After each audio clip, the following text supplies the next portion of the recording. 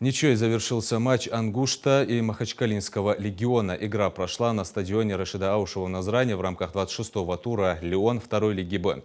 Счет по итогу 1-1. Его открыли гости на 38-й минуте. Гол ворота Ангушта, реализовав штрафной пенальти, забил Анар Панаев. Назрановцы сравняли счет уже во втором тайме.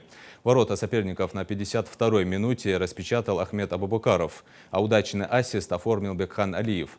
Борьба на поле выдалась напряженной, было много опасных моментов у обеих ворот.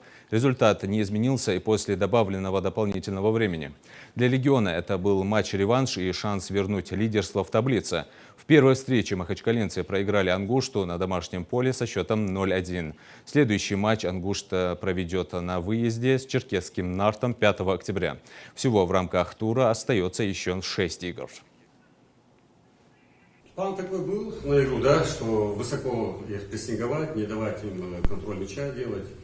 Такая, в принципе, равная игра, я считаю, равная игра. Там они со стандарта забили, мы со стандарта. Такие подходы, какие-то полумоменты были, но, в принципе, игра равная. Ну, я еще хочу сказать, что те проблемы, которые у нас есть, да, то есть у нас Абубакаров, центральный защитник, весь недельный цикл вообще не тренировался, пришел только на предыгровую тренировку появился, да. Кадзоков на предыгровой тренировке заболел.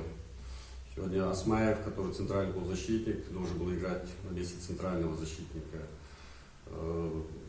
Тухан Ахильгов, молодой пацан, который второй-третий раз в основе ходит.